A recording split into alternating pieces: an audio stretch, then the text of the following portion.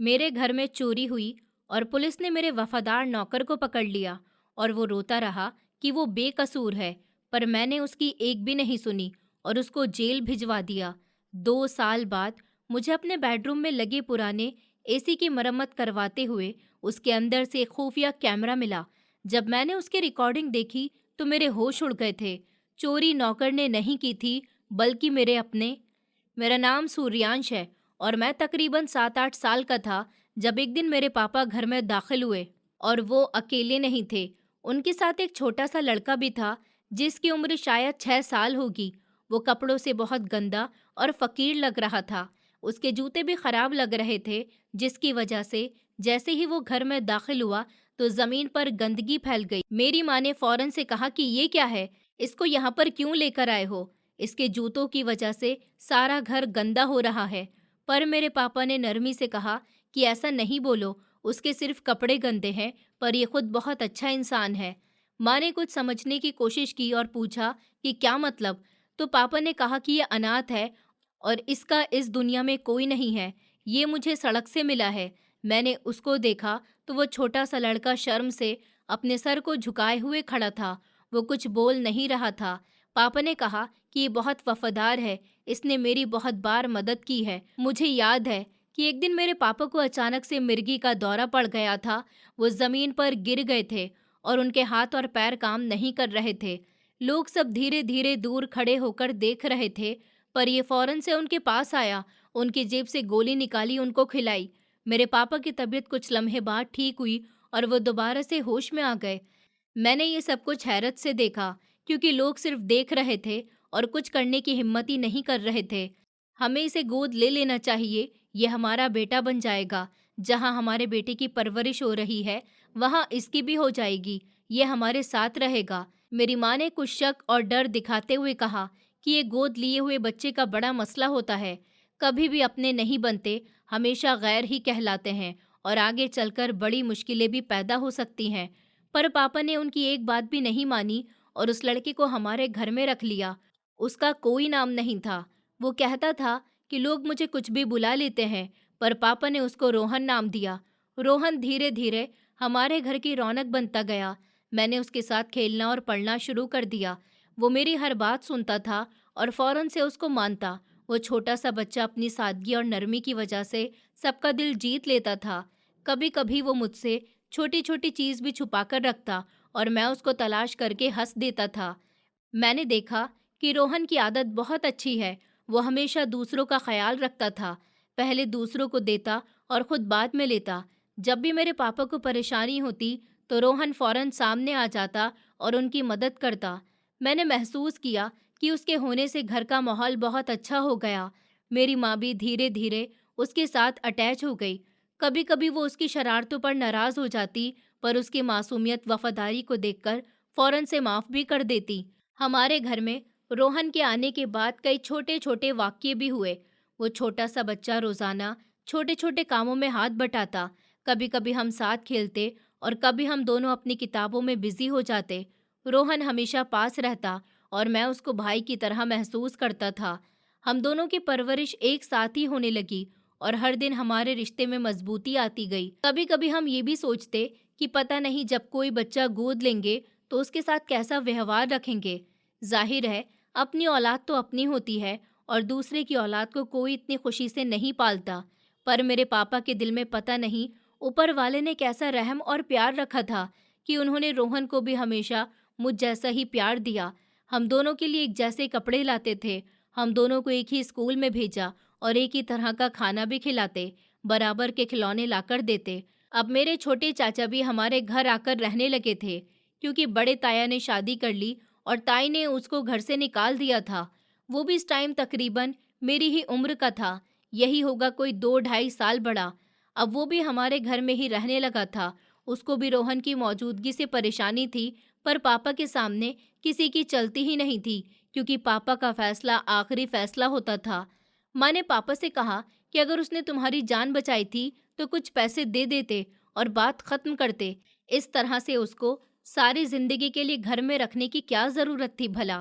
पापा का कहना था कि इसमें इतनी परेशानी की बात तो नहीं है, हमारा तो एक ही बेटा है, वो भी घर में ही रहेगा, तो कोई परेशानी नहीं है। और बार बार तुम मुझसे ये सवाल मत किया करो, मुझसे ये बातें मत किया करो, क्योंकि अब मैं फैसला कर चुका हूँ। मेरे पापा बहुत अच्छे हैं। मैंने सुना है कि बुराई ऐसे ही आखिर तक जिंदा रहती है। बुरे लोग जिंदा रहते हैं और अच्छे लोग जल्दी ही चले जाते हैं। पापा को डायबिटीज इतनी ज्यादा हो गई थी और हमें पता ही नहीं चला, और वो इस दुनिया से चले गए। तब तक मेरी उम्र 16 साल हो गई थी। रोहन भी 14-15 साल का हो गया था और मेरे चाचा सुनील भी 17-18 साल के थे। घर में 3-3 जवान मर्द थे जो कि और जवान हो रहे थे। ऐसा वैसा कोई मसला भी नहीं था कि हम अकेले रह गए। कारोबार भी सेटल था, बहुत बड़ा बंगला था, दुकानों से किराया आता था, जमीनों से ठेके आते थे, सब कुछ ठीक ठाक था। पर पापा जो चले गए, उसका नुकसान तो पूरा नहीं हो सकता था। उनकी शुगर बहुत ज़्यादा हाई थी, उनको पता ही नहीं चला। उन्होंने ऊपर से कोई मीठी चीज़ भी खा ली थी, जिसकी वजह से मामला ज़्यादा ही ख़राब हो गया। पापा को अस्पताल ले जाने से पहले ही उनकी हालत बहुत ज़्यादा ख़राब हो गई थी, और जब वहाँ पर लेकर गए तो पता चला कि वो इस दुनिया से जा ही चुके हैं। इस दिन सबसे ज़्यादा रोहन रो रहा था। दुख तो मुझे भी बहुत ज़्यादा हुआ था पापा के जाने का। दुख कोई छोटा दुख तो नहीं होता। इस दिन सबसे ज़्यादा रोहन रो रहा था। दुख तो मुझे भी बहुत ज़्यादा हुआ था। बाप के जाने का दुख कोई छोटा दुख तो नहीं होता। पर रोहन मुझसे भी ज़्यादा परेशान था, क्योंकि वो कह रहा था कि वो दूसरी बार अनाथ हो गया। पापा तो इस दुनिया से चले गए थे, हम सबको दुखी छोड़कर, और मैंने ये दुख अपने दिल में ही महसूस किया। लेकिन ज़िंदगी तो चलती ही रही। मेरे साथ रोहन भी हमेशा रहा। हम दोनों के साथ घर में एक जैसा सुलूक होता था, एक जैसा खाना मिलता और एक जैसे कपड़े हमें पहनाए जाते, और स्कूल भी एक साथ ही जाते थे। हर चीज़ में हम बराबर थे, और मुझे लगता था कि रोहन मेरे लिए भाई से कम नहीं है, बल्कि कभी कभी वो मुझसे ज़्यादा समझदार लगता था। हम खेलते पढ़ते और एक दूसरे का ख्याल भी रखते थे। पर जैसे ही पापा इस दुनिया से गए, सब कुछ बदल गया। मेरी माँ ने घर के माहौल को एकदम से बदल दिया। वो एक सख्त और कंट्रोल करने वाली औरत बन गई थी। पहले उन्होंने रोहन की पढ़ाई खत्म करवा दी।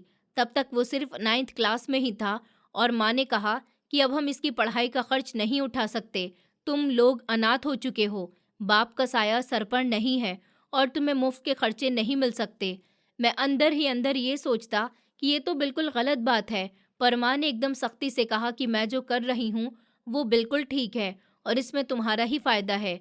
फिर माँ ने रोहन के लिए नए कपड़े खरीदना बंद कर दिए, और मेरे ही कपड़े उसको दे दिए जाते, तो और वो फटे पुराने कपड़े पहनता। उसकी हालत देखकर दिल टूट जाता था, पर माँ को उससे कोई फर्क नहीं पड़ता था। रोहन की मासूमियत और खामोशी का फायदा उठाते हुए माँ ने उसका कमरा भी खाली करवा दिया और सुनील चाचा को दे दिया। रोहन को कहा गया कि या तो वो किचन में सो जाया करे, या फिर अपने लिए स्टोर रूम को साफ कर ले। ये देखकर मैंने कोशिश की कि मैं माँ को रोकूं, क्योंकि मैं इतना बड़ा था कि मुझे पता चल रहा था कि ये सब कुछ गलत हो रहा है। पर माँ ने कहा कि मैं जो कर रही हूँ वो बिल्कुल ठीक है, और ये घर के लिए भी ज़रूरी है। ऐसे ही वक्त गुजरता गया, और मैंने धीरे धीरे देखा कि रोहन इस घर का नौकर बन गया है। वो सब कुछ करने लगा। माँ ने हर काम रोहन के हवाले कर दिया, और वो माँ का दिल जीतने के लिए हर काम बढ़ चढ़कर करने लगा। कभी मैं उसको रोकना चाहता, पर वो अपने दिल की तसल्ली के लिए काम करता रहा। एक दिन माँ ने कहा कि ये माली बहुत ज़्यादा पैसे लेता है, काम भी ठीक से नहीं करता, बेकार में हमारा खर्च हो रहा है। तब रोहन ने फौरन से कहा कि कोई बात नहीं मालकिन, मैं वो काम कर दूंगा, और उसने सच में कर दिया। माँ ने माली को हटा दिया। फिर माँ ने कहा कि नौकर भी अब बहुत ज़्यादा तंग करता है, घर के कोई काम ठीक से नहीं करता, छुट्टियाँ ज़्यादा कर लेता है, और घर का सामान अलग लाना होता है। माँ अपना जाल फेंकती गई, और रोहन ने सब कुछ अपने सर पर ले लिया था। वो छोटे छोटे काम करता रहा, रोज़ाना खाना पकाता, कमरे को साफ करता, कपड़े धोता, वो सब कुछ वो करता था। और मैंने महसूस किया कि उसने खुद को हमारे घर के लिए कुर्बान कर दिया। वो उस वक्त अपने कामों को करते वक्त भी खुशी रहता था। कभी कभी मैं उसको देखकर कहता कि ये सब तुम्हारे लिए है या माँ के लिए।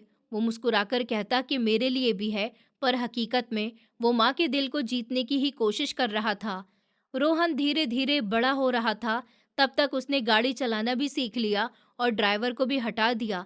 अब वो खुद ही मुझे स्कूल और कॉलेज के लिए पिक एंड ड्रॉप करता था, वापस लाता, और घर के छोटे बड़े काम भी करता। खाना तैयार करता, किचन साफ करता, कपड़े प्रेस करता, बच्चों के काम देखता। सब कुछ रोहन करता रहा। मैं अक्सर सोचता कि ये छोटा बच्चा किस तरह अपने आप को सबके लिए कुर्बान कर रहा है और खुद को दुखों में नहीं डालता। घर में कोई भी आता तो माँ उनसे फौरन से कहती कि ये हमारा नौकर है, और रोहन एकदम काम में लग जाता। कभी कभी वो थक कर बैठता भी तो फौरन से खड़ा हो जाता। माँ का व्यवहार देखकर मैं दिल ही दिल में उसको रोकना चाहता, पर रोहन खामोश रहता और हर काम करता रहा। मेरे चाचा सुनील जी, वो वादे के मुताबिक ऑफिस जाते, पर हकीकत में वो सिर्फ पैसे खर्च करने आता पर हकीकत में उसे सिर्फ पैसा खर्च करना आता और कुछ नहीं आता। मेरे चाचा सुनील, वो वादे के मुताबिक ऑफिस जाता, पर हकीकत में वो सिर्फ पैसे खर्च करने आता और कुछ नहीं करता। पर माँ उसको देखती और कहती कि वो कारोबार संभाल रहा है। रोहन ने कभी कुछ नहीं कहा, उसने खुद को छुपाया और हर वक्त काम करता रहा। मैं अक्सर सोचता कि रोहन ने अपनी पूरी जवानी इस घर के लिए कुर्बान कर दी, और मैंने उसको ये कभी नहीं कहा कि ये सब गलत है। वो खामोशी से सब कुछ सहता रहा और हर किसी की मर्जी के मुताबिक काम करता रहा। मैंने देखा कि वो हर काम में माहिर हो गया था, खाने पकाने में, सफाई में, गाड़ी चलाने में, कपड़े प्रेस करने में, सब कुछ अच्छी तरह से करता था और कभी शिकायत भी नहीं करता था। एक दिन मैंने माँ से पूछा कि रोहन का हक कहाँ है, तो माँ ने कहा, ये नौकर है, इसके कौन से हक होंगे। मैं खामोशी से सुनता रहा। मेरे पास ज्यादा कुछ था नहीं करने को, और अगले दिन दोबारा से अपने काम पर लग गया। मैंने महसूस किया कि ये बच्चा अब अपने आप को घर के लिए बिल्कुल ही कुर्बान कर चुका है, और वो अपने आप को नौकर की तरह नहीं बल्कि इस घर के हिस्से की तरह समझता था। वक्त गुजरता गया और रोहन ने हर चीज में बहुत परफेक्शन हासिल कर ली। वो गाड़ी के टायर खुद बदलता, पानी की कोई परेशानी होती तो वो भी ठीक कर लेता, यहाँ तक कि बिजली का काम भी देखता। और कभी कभी मैं उसको देखकर हैरान रह जाता था कि ये सब कैसे कर लेता है। लेकिन रोहन हमेशा कहता कि मैं इतना कुछ नहीं कर रहा, बस ज़रूरत पूरी कर रहा हूँ, और वो कामों को करते कभी थकता भी नहीं। मैंने देखा कि रोहन के बिना ये घर जैसे खोखला हो गया। वो हर काम करता और सबके दिल जीत लेता, पर माँ के दिल में हमेशा कंट्रोल और गुस्सा ही रहा। उन्होंने कभी रोहन को अपने जैसा इंसान नहीं समझा, हमेशा नौकर के तौर पर देखा। पर रोहन खामोशी से सब कुछ सहता रहा और हर काम में अपनी जिम्मेदारी पूरी करता रहा। वक्त इसी तरह से गुजरता गया और मैं देखते ही देखते अपनी पढ़ाई पूरी कर चुका था। अब मैं भी ऑफिस जाने लगा। रोजाना सुबह तैयार होकर घर से निकलता और दिल में यह एहसास लिए हुए जाता कि जिम्मेदारियां अब मेरे कंधों पर आ गई हैं। जब मैंने ऑफिस जाना शुरू किया तो धीरे धीरे हकीकत मेरे सामने खुलने लगी। मुझे पता चला कि सुनील चाचा इतने सालों से ऑफिस में कोई भी मेहनत नहीं कर रहे थे। वो सिर्फ नाम के लिए जाते थे। असल में तो वो सैलरी और फायदा लेते रहते थे, पर काम कुछ नहीं किया। कंपनी का हिसाब किताब भी बिगाड़ दिया था। नुकसान पर नुकसान हो रहा था। मैंने फाइल देखी तो मुझे अंदाजा हुआ कि कारोबार को कितना बड़ा नुकसान पहुंचाया जा चुका है। मेरे दिल में बहुत गुस्सा आया, पर मैंने खुद को रोक लिया क्योंकि पापा की बात मुझे याद आ गई थी। उन्होंने जाते वक्त कहा कि मेरे छोटे भाई का ख्याल रखना। इसलिए मैं सुनील चाचा को कुछ कह नहीं सका, न उनसे सवाल किया, न उनको आईना दिखाया। बस दिल ही दिल में मैंने फैसला कर लिया कि जो नुकसान हो चुका है मैं खुद उसको पूरा करने की कोशिश करूंगा। मैंने ऑफिस में ज़्यादा वक्त देना शुरू किया, खुद फाइलें देखता, मीटिंग में खुद बैठता और जो लोग काम चोरी करते उन पर नज़र रखता। धीरे धीरे मुझे एहसास हुआ कि ये सफ़र आसान नहीं है, पर मैं पीछे हटने वाला नहीं था। दूसरी तरफ घर के हालात भी वैसे ही थे। रोहन भी अब बिल्कुल घर के कामों में डूब गया था। सुबह सबसे पहले उठता, नाश्ता बनाता, घर साफ करता और फिर मुझे ऑफिस के लिए तैयार करवाता। मैं कई बार उसकी मदद करने की भी कोशिश करता तो वो कहता कि तुम बैठ जाओ, मैं खुद ही कर लूँगा। पर माँ फौरन से गुस्सा हो जाती और कहती कि तुम क्यों इसके काम में हाथ डालते हो, ये काम इसका है और ये सब कुछ कर लेगा। फिर मैं खामोश हो जाता क्योंकि घर में रोज़ रोज़ की बहस से भी मैं भी थक गया था। एक दिन दिल में बहुत कुछ भरा हुआ था। मैंने माँ से साफ साफ कह दिया कि आपने अच्छा नहीं किया। पापा की आखिरी ख्वाहिश का ख्याल कर लेती तो रोहन को उसकी जगह पर रहने देती, जिस जगह पर पापा उसे छोड़ कर गए थे, यानी कि उसे इस घर के बेटे के तौर पर। मेरी बात सुनते ही माँ का लहजा बदल गया। वो गुस्से में बोली कि वो कहाँ से हो गया इस घर का बेटा, मैंने उसको जन्म नहीं दिया, ना उसका कोई रिश्ता है हमसे। ये गरीब लोग होते हैं, उनके अंदर पता नहीं किसका खून होता है, न बाप का पता न माँ का पता होता है। हो सकता है कि इसकी माँ कोई गलत औरत हो और बाप कोई चोर या लुटेरा हो, किसका खून उसके अंदर दौड़ रहा हो, और कल को वो हमारे साथ भी यही करेगा। माँ की बात सुनकर मेरा जिस्म कांपने लगा। वो बोलती जा रही थी और मेरे दिल पर हर शब्द तीर की तरह लग रहा था। वो कहने लगी कि मैंने बहुत कहानियां सुनी हैं, लोग ऐसे बच्चों को पालते हैं, बड़ा करते हैं और फिर एक दिन वो धोखा देकर सब कुछ छोड़कर चले जाते हैं। अभी तो इस घर में कोई लड़की नहीं है, अगर होती तो ये सबसे पहले उस पर हाथ डालता। मैं इतना सब कुछ सुनकर बर्दाश्त नहीं कर सका। मुझे इतना गुस्सा आया कि मेरी आंखों के सामने अंधेरा छा गया। मैंने माँ को जवाब दिया कि आपने सिर्फ लोगों की कहानी सुनी है, आपने रोहन को नहीं देखा, आपने उसकी ईमानदारी को नहीं देखा, उसके प्यार को नहीं देखा, जो उसने हमारे लिए अपने दिल में रखा है। आपने कभी ये नहीं सोचा कि वो हमारे लिए कितना कुछ करता है, क्या क्या कुर्बानियाँ दे रहा है। माँ ने फौरन से कहा कि ये सब कुछ सिर्फ दिखावा है। ऐसे लोग तो बहुत अच्छी एक्टिंग करते हैं दूसरों के सामने अच्छा बनने की, मगर उसके पीछे असली चेहरा छुपा रहता है। मैं माँ की इस सोच पर हैरान भी था और दिल से बहुत ज़्यादा अफसोस भी हो रहा था, पर मैं जानता था कि इस बहस का कोई फ़ायदा नहीं। रोहन इस वक्त किचन में था, उसको हमारी बातों की आवाज़ आ रही थी, पर वो खामोशी से काम करता रहा। उसने कभी शिकायत ही नहीं की, न कभी किसी बात की सफाई दी, वो बस अपना काम करता रहा, जैसे उसने खुद को इस ज़िंदगी के लिए तैयार कर लिया हो। मैं उसकी आंखों में कई बार खामोशी और दर्द देखता था, पर जवाब वो कभी जुबान पर कुछ नहीं लाया। मेरी अपनी जिंदगी में भी परेशानियां कम नहीं थी। ऑफिस का दबाव बढ़ता जा रहा था, कंपनी को दोबारा से खड़ा करना आसान नहीं था। सुनील चाचा की लापरवाही ने माहौल को खोखला करके रख दिया था। मैं दिन रात काम में लगा रहता, कभी फाइल घर पर ले आता, कभी रात गए ऑफिस आता। इस सब के बीच में रोहन हर वक्त मेरे लिए मौजूद रहता था। कभी वो मेरे लिए चाय बनाता, कभी खामोशी से मेरे लिए खाना रख देता, कभी बस सामने बैठकर मेरा इंतज़ार करता। मैं कई बार सोचता था कि अगर पापा जिंदा होते तो ये सब कुछ कभी नहीं होता। रोहन की जिंदगी इस तरह से नहीं बदली जाती और ना ही घर का माहौल इतना कड़वा होता, पर अब वक्त वापस नहीं आ सकता था। मैं खुद को दो हालातों के बीच फंसा हुआ महसूस कर रहा था। एक तरफ ऑफिस की जिम्मेदारियां थी और दूसरी तरफ घर के अंदर होने वाली नाइंसाफ़ी में रोहन की मदद करना चाहता था, उसको इस ज़िंदगी से निकालना चाहता था, पर माँ की सख्ती और हालात की मजबूरियाँ मुझे रोक लेती थी। मैं जानता था कि अगर मैंने ज़्यादा ज़ोर डाला तो घर का सुकून बिल्कुल ख़त्म हो जाएगा। इसलिए मैं खामोशी से बर्दाश्त करता रहा और सोचता रहा कि शायद वक्त के साथ साथ सब कुछ बदल जाए। रोहन अब सिर्फ काम करने वाला नहीं रहा था, वो इस घर का साया बन चुका था। हर वक्त मौजूद होता, हर ज़रूरत पर हाजिर होता, पर उसके वजूद को एक नौकर के नाम से पुकारा जाता था। ये बात मुझे अंदर से खा जाती थी। मैं खुद को कमज़ोर महसूस करता कि मैं चाहकर भी उसके लिए वो नहीं कर पा रहा हूँ जो मुझे करना चाहिए।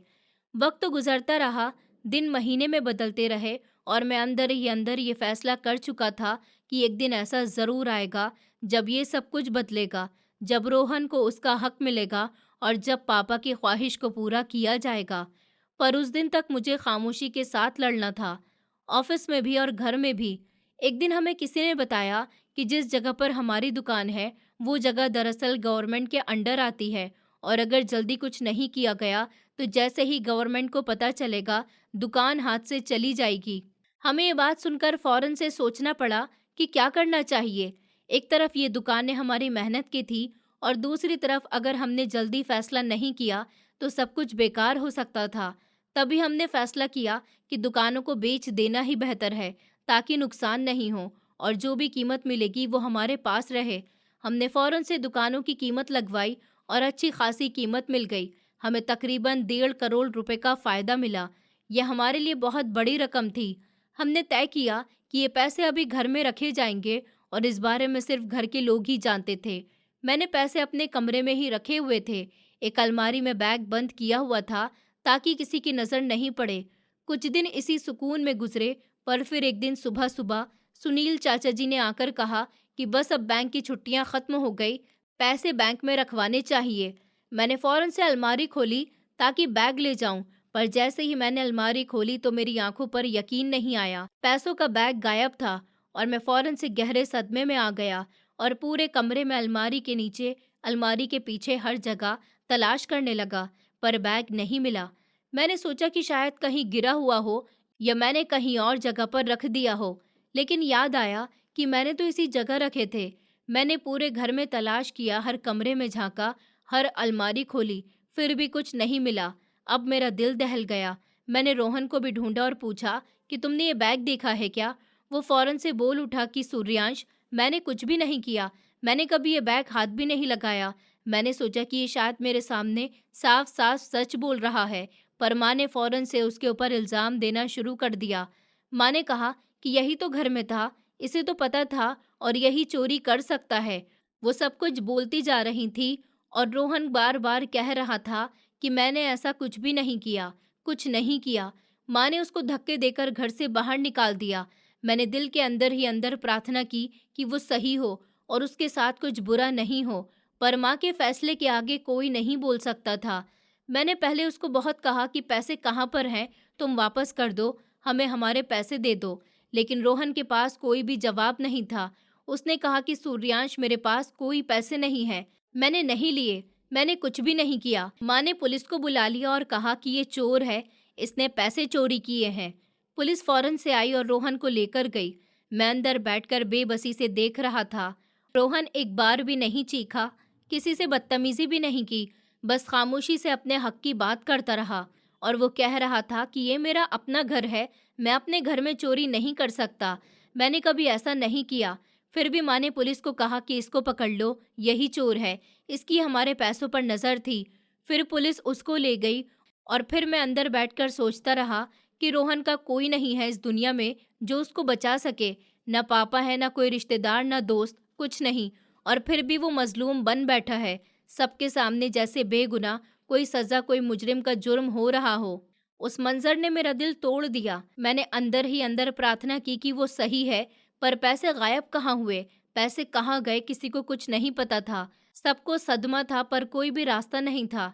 हम सब ने आखिरकार ऊपर वाले की मर्जी समझकर इस वाक्य को छोड़ दिया, क्योंकि हमें हकीकत में पता ही नहीं था कि पैसे कहाँ गए और ना ही किसी तरफ से हमें ये पैसे वापस मिलने वाले थे। हमें बस नुकसान के तौर पर उस हालात को झेलना पड़ा। माँ बार बार मुझसे कहती रही कि देखा, आखिर उसने अपनी औकात दिखा ही दी ना, यही सबके हक में था। मैं अंदर ही अंदर चुप हो जाता, क्योंकि शायद सच में कुछ ऐसा ही था, वरना ये पैसे कैसे गायब हो सकते थे। शायद ये कहना ठीक होगा कि रोहन मेरी जिंदगी में सबक बन के ही आया था और माँ की बात किसी हद तक ठीक थी। हो सकता है कि वो सड़कों पर रहता था तब वो चोरी करता हो, या चोरी करना तभी से उसके खून में शामिल हुआ हो। लेकिन पापा को क्या पता था? पापा ने तो सिर्फ एक छोटी सी बात की ही बुनियाद पर उसको अपने घर का और अपनी फैमिली का हिस्सा बनाने के बारे में सोच लिया था। कहते हैं कि औरतों का सिक्स सेंस बड़ा तेज होता है और शायद सच में माँ ने सही पहचान लिया था। उसके बाद कौन किसको याद रखता है? जो आंखों से दूर हो जाता है वो दिल से भी दूर हो जाता है और इंसान भी भूल जाता है। वैसे भी उसके साथ खून का रिश्ता तो नहीं था, इसलिए खून ने जोश नहीं मारा। वो घर से गया, दोबारा उसके बारे में किसी ने बात तक नहीं की, कोई याद भी नहीं करता था उसको। पहले भी सिर्फ मैं ही याद करता था और किसी को उसकी फिक्र होती भी नहीं थी। तो हमने ये तक नहीं पूछा कि वो जेल गया, कौन सी जेल में गया, कहाँ गया, उसको कौन सी सज़ा हुई, निकल गया या फिर नहीं निकला, या उसका क्या बना। बस हम अपनी ज़िंदगी में ही बिज़ी हो गए और हमने सुनील चाचा जी की शादी कर दी, क्योंकि उसकी शादी की उम्र भी थी और वो किसी लड़की को पसंद भी करता था। जिस लड़की को वो पसंद करता था, उसका ख़ानदान और वो लड़की हमें बिल्कुल भी पसंद नहीं आए, पर माँ ने कहा कि अब ये इसकी मर्ज़ी है। वैसे भी ज़िंदगी इसने ही गुजारनी है, हमें नहीं गुजारनी। बस ठीक है। वो लड़की भी घर आ गई। वो बिल्कुल भी अच्छी लड़की नहीं थी। वो कभी घर का कोई काम नहीं करती थी, कोई ज़िम्मेदारी लेने को तैयार नहीं थी, बस अपनी ज़िंदगी को बेहतर बनाना चाहती थी।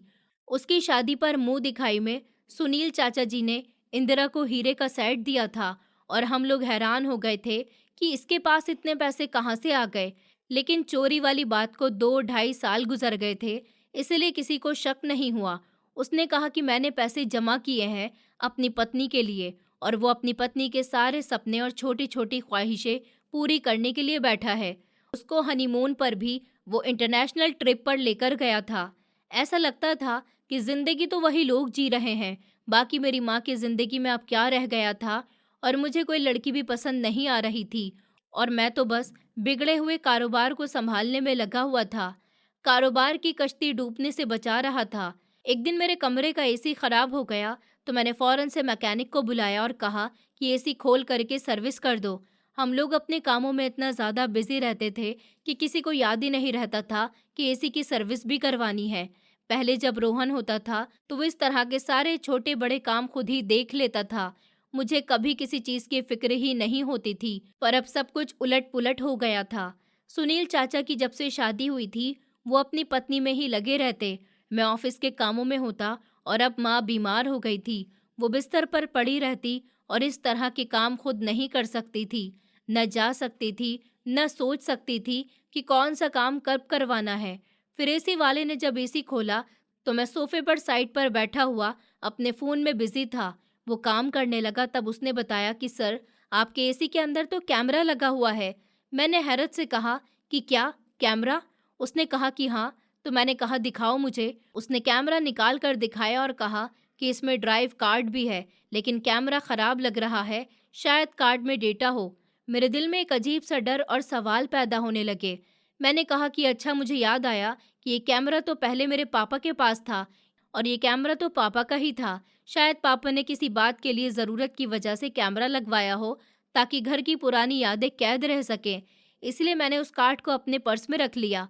मैंने बाजार का चक्कर लगाया और दुकान वाले से कहा कि इसका डेटा निकालकर फाइल बनाकर मेरे फ़ोन में डाल दो। उसने कहा कि ठीक है और ऐसा ही किया। जब मैं घर वापस आया और मैंने फ़ोन में फ़ाइल देखी तो मुझे सच में पुरानी यादें नज़र आईं। कुछ इतनी पुरानी भी नहीं थी, पर एक वीडियो पर मेरी नज़र रुक गई और मैं हैरान रह गया। उस वीडियो में साफ साफ दिखाई दे रहा था कि मैं रात को सो रहा था और मेरे कमरे से वो बैग जिसमें 1.5 करोड़ रुपए थे, रोहन ने नहीं बल्कि सुनील चाचा जी ने निकाले और गायब कर दिया। मेरे कदमों के नीचे ज़मीन खिसकने लगी, दिल दहल गया, मेरे हाथ कांपने लगे। मैं हैरान रह गया था क्योंकि मेरे सामने सबूत था। यही वो इंसान था जिसने पहले दिन से हमारे कारोबार को नुकसान पहुंचाया था। उसी ने पैसे चोरी किए थे। उसी ने अपनी पत्नी के लिए इन पैसों से ही वो हीरो का सेट खरीदा था और ये पैसे खर्च भी कर रहा था। मैंने फौरन से माँ को ये सब कुछ दिखाया और कहा कि ये देखो, ये वो इंसान है जिसने हमें नुकसान पहुंचाया। जो बेकसूर रोहन पर इल्ज़ाम लगा दिया गया, हमने उस बेगुनाह को जेल भी भेज दिया और इसको सब जुल्म सहना पड़ा। माँ ने देखा तो वो भी रोने लगी और हैरान रह गईं। बोली कि हम बहुत बड़े गुनहगार हैं, हमने हमेशा से उसको गलत समझा। हम तो सुनील को आस्तीन में ही सांप पाल रहे थे और जो रोहन हमारा वफादार था उसको हमने जेल भेज दिया। माँ ने कहा बेटा, जा उसको लेकर आ जा। अब जाऊं भी तो कैसे, किस मुंह से? आपने एकदम उस पर इल्ज़ाम लगा दिया था। माँ, वो कैसे आएगा? माँ ने कहा कुछ ना कुछ तो करना पड़ेगा। मैंने कहा मैं जाऊंगा अपने भाई अपने दोस्त को लेने, पर पहले मैं इस आस्तीन के सांप का मामला ख़त्म करूंगा। हमने जायदाद और वसीयत के मुताबिक जो भी सुनील चाचा का हिस्सा था उनको दे दिया और कहा कि वो इस घर से चले जाएं। फिर जब हमने उनको वो वीडियो दिखाई तो वो कुछ बोलने के काबिल ही नहीं रहे। हमने कहा हमारी शराफत है कि हम आपसे अभी तक हिसाब किताब नहीं कर रहे थे। अब आप अपनी पत्नी को उठाइए और यहाँ से चले जाइए। वो भी वहाँ से चले गए खामोशी से। ये दिन मेरे लिए एक सबक था। मैंने देखा कि इंसानों के ऊपर के चेहरे और आदतों में फ़र्क होता है। कभी कभी जो सबसे ज़्यादा हमें वफादार लगता है वही गुनहगार होता है और जो नहीं दिखता वो जालिम होता है। मैंने दिल ही दिल में कसम खाई कि आगे से कभी किसी बेकसूर पर इल्ज़ाम नहीं लगाऊंगा और जो मुजरिम हो उसका बदला ज़रूर लूंगा। अब मुझे रोहन के लिए दिल में अजीब सा सुकून आया। मैंने सोचा कि अब उसको वो जगह दिलाऊंगा जिसका वो हकदार है, जिसने सालों तक सब्र किया, हर काम किया, हर जुल्म सहा और हमेशा खामोशी बनाए रखी। मैंने सोचा कि उसकी ज़िंदगी का ये हिस्सा मैंने कदम आगे बढ़ाया और अपनी माँ के साथ बैठकर प्लान बनाया कि रोहन को घर वापस लाया जाए और उसको वही जगह दी जाए जो उसकी थी। कोई उसके हक में जुल्म नहीं कर सकेगा और जो हमसे गलत हुआ उसका हिसाब किताब सही तरीके से होगा। मैंने दिल ही दिल में ये भी सोचा कि अब घर में कोई ऐसा नहीं रहेगा जो आस्तीन में सांप पाले। हर इंसान का असली चेहरा सामने आएगा। ये वाक़या हमारे लिए न सिर्फ़ एक सबक था, बल्कि ज़िंदगी की हकीकत का आईना भी था। बेकसूर का सब्र और भोला दिल किस तरह से इस्तेमाल किया जाता है। ज़ालिम किस तरह से अपने चेहरे के पीछे हर किसी को धोखा देता है और कभी-कभी वही इंसान सबसे ज़्यादा बेकसूर साबित होता है।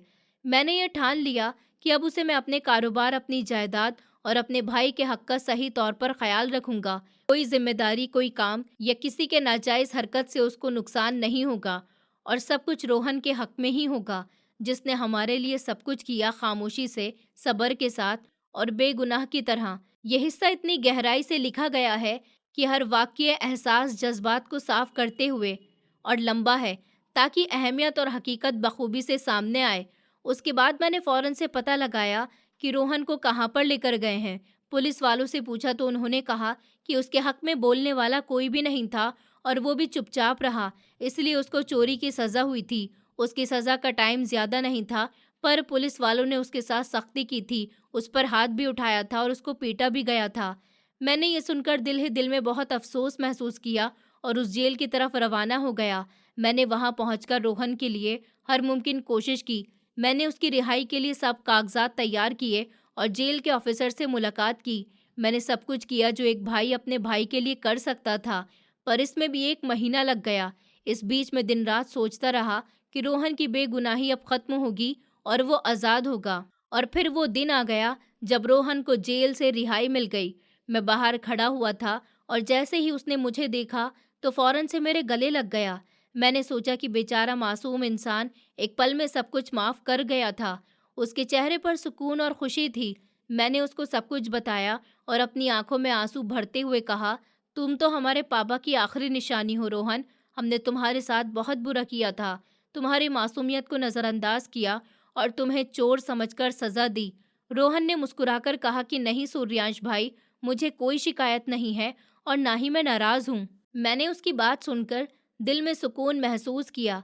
उसकी मासूमियत और सब्र मुझे एक सबक दे गई।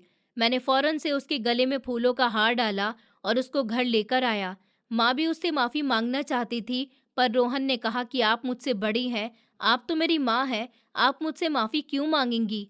माँ भी बच्चों पर कभी-कभी हाथ उठा देती है, कभी शक भी कर लेती है, तो क्या वो बुरी हो जाती है? उसके ये शब्द सुनकर माँ की आंखों में भी आंसू आ गए। वो सोचने लगी कि मुझसे भी बहुत बड़ी गलती हो गई। ये लम्हे बहुत जज्बाती थे, पर प्यार और सुकून से भरपूर भी थे। रोहन को अब वही जगह दी गई जिसके लिए पापा उसे घर लाए थे। वो इस घर का बेटा था, कोई नौकर नहीं था। सबसे पहले माँ ने सबको साफ कर दिया कि ये हमारा बेटा है, हमारा अपना बेटा और मेरा सगा भाई है। इस ऐलान के बाद घर में माहौल ही बदल गया। सबको एहसास हुआ कि अब उसे इज्जत और हंसी के साथ रखा जाएगा। माँ ने एक और फैसला भी किया कि उन्होंने कहा, मैं एक ऐसा घर ढूंढूंगी जहाँ पर 2 बेटियाँ हों और अपने दोनों बेटों की शादी वहीं पर कर दूंगी। उन्होंने बहुत मेहनत की और ऐसा ही रिश्ता ढूंढ निकाला जिसमें दोनों बेटियों के लिए ठीक माहौल और इज्जत मौजूद थी। सबको बताया गया कि ये हमारा बेटा है और अब इसको हर तरह से सब हक हासिल हैं। उसके बाद हमारी शादी की बातें पक्की हो गई, शादी की तारीख तय हो गई। दोनों के लिए खुशियों भरा वक्त शुरू हो गया। मैंने महसूस किया कि रोहन के लिए अब इंसाफ और प्यार वापस आया है। वो सबके सामने इस घर का बेटा बन गया और मेरी जिंदगी में भी खुशियों का नया मोड़ शुरू हो गया। ये सब कुछ देखकर दिल को सुकून मिला कि बेकसूर कभी कसूरवार नहीं होता और जो सब्र से हक के लिए इंतज़ार करता है, उसको हक कभी न कभी ज़रूर मिलता है। फिर हम दोनों की शादी हो गई। शादी का दिन यादगार था, हर चीज़ खूबसूरत और बहुत अच्छी थी। मेरे दिल की खुशी का अंदाज़ा इस वक्त होता था जब मैं रोहन को अपने साथ देखता था। हम दोनों ने एक दूसरे के हाथ पकड़े और वादे किए कि ज़िंदगी के हर लम्हे में एक दूसरे का साथ देंगे। शादी के बाद हमारा घर भी खुशियों से भर गया। मेरी पत्नी बहुत अच्छी और ख्याल रखने वाली थी। वो हर वक्त मेरे लिए मौजूद रहती, मेरी ज़रूरत पहले से ज़्यादा समझती थी और हर मुमकिन तरीके से मेरी मदद करती।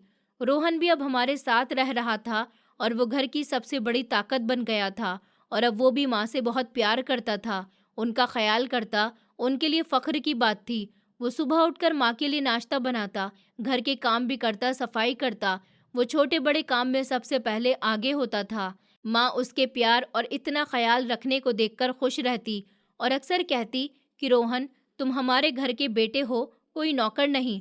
मैंने भी ऑफिस के काम में रोहन को शामिल करने की कोशिश की ताकि उसको भी एहसास हो कि वो किसी काम से पीछे नहीं है। मैं उसको फाइल्स दिखाता, मीटिंग में साथ लेकर जाता, हर काम सिखाता कि वो हमारी कंपनी की पूरी जिम्मेदारी समझ सके और उसको कभी ये नहीं लगे कि वो कुछ नहीं कर रहा। मैंने महसूस किया कि रोहन भी बहुत खुश था, पर अब उसको अपनी मेहनत का मौका मिला और वो भी जिंदगी में खुद को महसूस करने लगा। हम दोनों की पत्नियां भी बहुत अच्छी थीं। वो न सिर्फ हमारे लिए बल्कि रोहन के लिए भी प्यार और इज्जत रखती।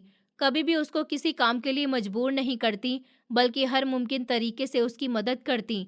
घर के माहौल में खुशबू और सुकून पैदा हो गया। सबके चेहरे पर मुस्कुराहट थी और हर इंसान अपने काम खुशी से कर रहा था। मैंने महसूस किया कि रोहन हमारे घर में भी और ऑफिस में भी अपने पैर जमा रहा है। उसकी पर्सनैलिटी में कॉन्फिडेंस आया और वो भी हर काम की कामयाबी में हिस्सा लेने लगा। मुझे भी अंदर सुकून महसूस हुआ कि उसके साथ जुल्म के दिन खत्म हो गए और अब वो अपनी मेहनत और प्यार से घर और काम दोनों में ही जरूरी किरदार निभा रहा था। रोज के काम में रोहन का साथ सबके लिए खुशी का कारण था। वो बाजार से सामान लेकर आता, रोजाना घर की जरूरतों को पूरी करता, कभी मेरी पत्नी के लिए कपड़े या फिर खाने की चीज लेकर आता और कभी घर की सफाई खुद करता। मैं अक्सर देखता कि वो हर काम इतने प्यार और सब्र से करता है कि इंसान हैरान रह जाए। शाम के वक्त जब हम सब घर की बैठक में होते, तो रोहन भी अपने हिस्से की जिम्मेदारी के बाद आराम से बैठता और हम सबके साथ वक्त गुजारता। मैंने महसूस किया कि जिंदगी ने सच में इंसाफ कर दिया और जो बेकसूर था उसको अब उसका हक मिला। मैंने रोहन को अक्सर कहा कि ऑफिस के कामों में भी ध्यान रहना चाहिए, पर खुद पर कॉन्फिडेंस रखना, क्योंकि तुम्हें ये सब कुछ सीखना है और आगे खुद भी फैसले करने हैं। उसके चेहरे पर खुशी और कॉन्फिडेंस देखकर मुझे दिल ही दिल में सुकून मिलता कि वो अब अपने पाँव पर खड़ा हो गया और जिंदगी के हर मुश्किल टाइम का सामना कर सकता है। हमारी पत्नियां भी इस घर के माहौल को बहुत सुकून भरा बना रही थी। वो न सिर्फ अपने पतियों का ख्याल रखती, बल्कि रोहन के लिए भी मेहरबान थी। उसने कभी किसी के काम में शिकायत नहीं की, बल्कि हमेशा सबके लिए प्यार जज्बा बनाए रखा। इस घर में सुकून का माहौल कायम हो गया था।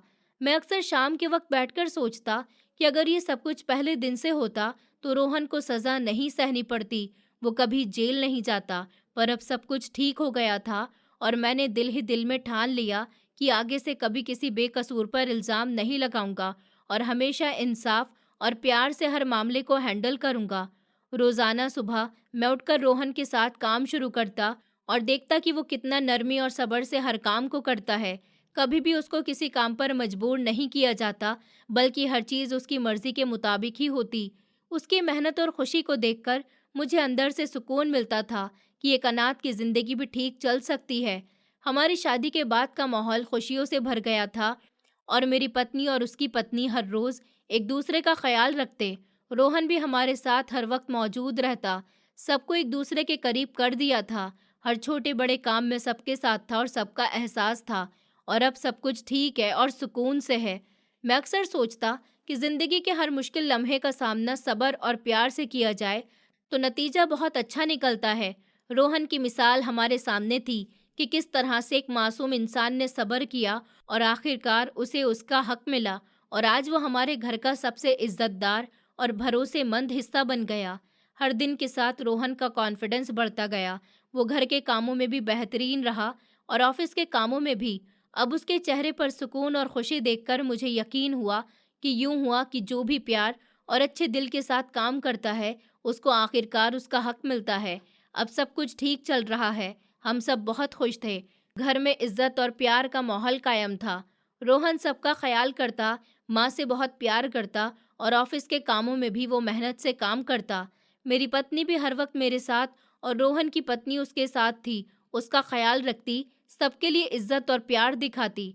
मैंने दिल ही दिल में सोचा कि सच में जिंदगी में प्यार हो, सब्र और इंसाफ की कदर हमेशा कायम रहनी चाहिए और कसूरवार हमेशा कसूरवार नहीं रहता। पर सुनील चाचा जी के जाने के कुछ ही दिनों बाद इंदिरा चाची को पहली बार एहसास हुआ कि जिन गहनों, जिन कपड़ों और जिन विदेश ट्रिप पर वो खुद को सबसे खुशनसीब औरत समझ रही थी, उनकी नींव झूठ पर टिकी हुई थी। एक दिन अलमारी साफ करते उनको वही रसीदें मिली, वही ज्वेलरी की, वही होटल और फ्लाइट की, जिन पर तारीखें उसी वक्त की थी जब घर से पैसे गायब हुए थे। उनके हाथ कांपने लगे। वो सारा सच जान गईं। दिल जैसे किसी ने भींच लिया हो। वो देर तक जमीन पर बैठी रोती रहीं। उनके हाथ कांपने लगे।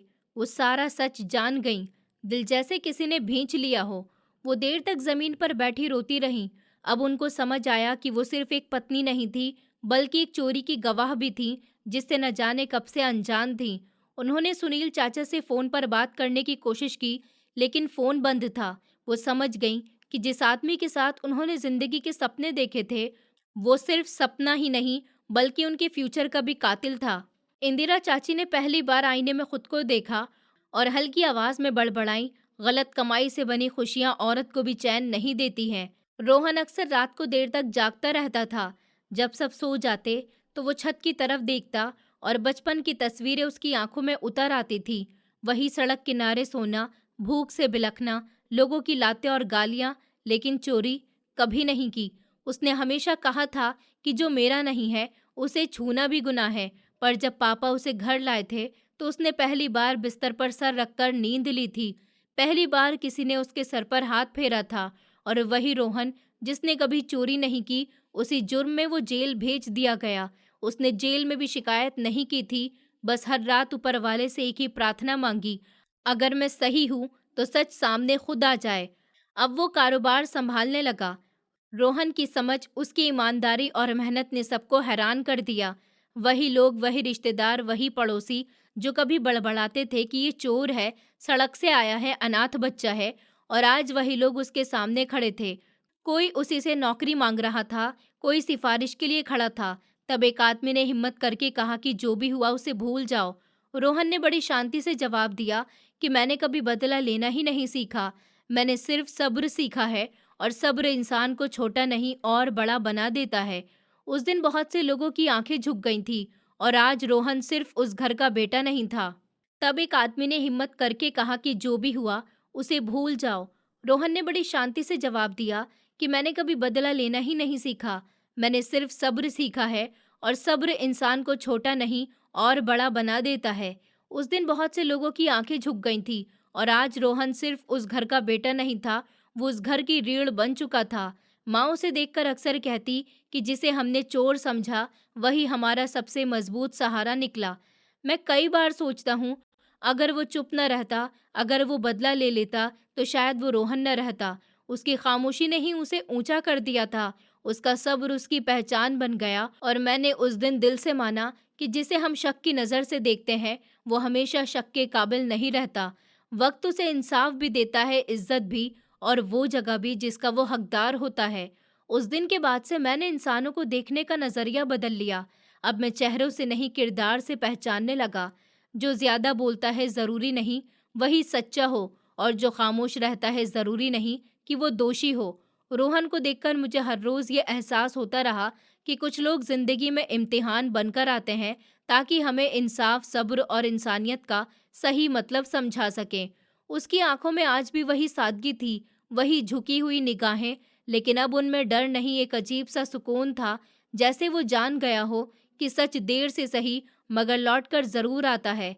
मैंने कई बार उससे पूछा, तुम्हें हमसे शिकायत तो नहीं होती? लेकिन वो बस हल्की सी मुस्कान के साथ कह देता, अगर शिकायत करता तो शायद मैं भी वही बन जाता जो मुझे बनाया गया था। उसकी ये बात मेरे दिल में उतर गई। अब जब मैं पीछे मुड़कर देखता हूँ तो समझ आता है कि हमने सिर्फ एक बेगुनाह को सजा नहीं दी थी, हमने अपने ही ज़मीर को भी कैद कर दिया था। लेकिन आज जब रोहन इस घर में सर उठाकर चलता है, जब माँ उसके लिए प्रार्थना करती है, जब मैं उसे अपने बराबर फ़क्र से खड़ा हुआ देखता हूँ, तो लगता है जैसे हम सब की रिहाई भी उसी दिन हो गई थी जिस दिन सच्चाई सामने आई थी। और शायद यही ज़िंदगी का सबसे बड़ा इंसाफ है कि बेकसूर का सब्र एक दिन जालिम के हर शोर से बड़ा साबित होता है। सच सामने आने के बाद घर में अजीब सी खामोशी छा गई थी। वो खामोशी सुकून वाली नहीं थी, बल्कि उन सवालों से भरी थी जिनके जवाब मिलने में इतना टाइम लग गया था। माँ अक्सर रोहन को देखते हुए चुप हो जाती थी। उनकी आंखों में पछतावा साफ झलकता था। एक दिन माँ ने खुद हिम्मत करके कहा कि बेटा, अगर उस दिन मैंने तुम्हारी बात सुन ली होती तो। उनका ये वाक्य अधूरा ही रह गया। रोहन ने उनके हाथ थाम लिया और कहा कि माँ, उस दिन अगर आप मुझ पर भरोसा कर लेती तो शायद मैं इतना सब्र करना सीख ही नहीं पाता। उस पल मुझे लगा जैसे कोई बहुत भारी बोझ हम सब के दिलों से उतर गया हो। धीरे धीरे रोहन ने कारोबार में अपनी जगह बनानी शुरू कर दी। वो कम बोलता था, लेकिन जो भी कहता उसमें तजुर्बा और सच्चाई होती थी। कई फैसले ऐसे थे जो मैं खुद नहीं ले पा रहा था, और वही रोहन ने बिना किसी दिखावे के सही रास्ता सुझा दिया। उस पल पहली बार मुझे एहसास हुआ कि जिस इंसान को हमने कभी बोझ समझा था, वो असल में हमारी सबसे बड़ी ताकत था। एक शाम हमारे ऑफिस से लौटते वक्त मैंने उससे कहा कि अब ये कारोबार सिर्फ मेरा नहीं, तुम्हारा भी है। तो रोहन, वो कुछ पल चुप रहा, फिर बोला, भैया, मेरे लिए इतना ही काफ़ी है कि आपने मुझे अपना माना है। मुझे ये सब नहीं चाहिए, मुझे बस प्यार और आपका साथ चाहिए। उसकी ये बात सुनकर मेरी आंखें भी भर आईं। मैंने उस रात तय किया कि अब इस घर में कोई भी फैसला एक तरफा नहीं होगा। अब यहाँ इंसाफ पहले होगा और शक बाद में नहीं किया जाएगा। और शायद यहीं से हमारी कहानी सिर्फ एक बेगुनाह की भी नहीं, बल्कि एक परिवार के फिर से जुड़ने की कहानी बन गई। इस कहानी की सबसे बड़ी सीख यह है कि खामोशी कमजोरी नहीं होती और ऊंची आवाज़ हमेशा सच नहीं होती। अक्सर हम इंसानों को उनके हालात, उनके अतीत या दूसरों की बातों के आधार पर जज कर लेते हैं, बिना ये सोचे कि किसी का सब्र भी उसकी ताकत हो सकता है। रोहन ने हमें ये सिखाया कि बेकसूर वो नहीं होता जो रोता है, बेकसूर वो भी होता है जो सब कुछ सहकर भी इंसानियत नहीं छोड़ता। गलत इल्ज़ाम सिर्फ एक इंसान को नहीं तोड़ता, वो पूरे रिश्ते, भरोसे और ज़मीर को घायल कर देता है। और जब सच सामने आता है तो पछतावा सबसे बड़ी सज़ा बन जाता है।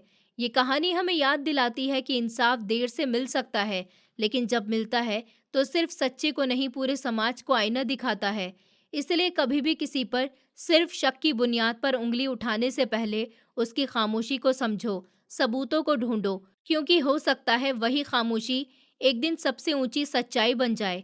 दोस्तों, उम्मीद करती हूँ आपको हमारी कहानी पसंद आई होगी। कहानी पसंद आई है तो वीडियो को लाइक करें, चैनल पर नए हैं तो चैनल को सब्सक्राइब करें, और हाँ, नोटिफिकेशन बेल को ज़रूर दबाएं ताकि अगली अपडेट सबसे पहले आपको मिले।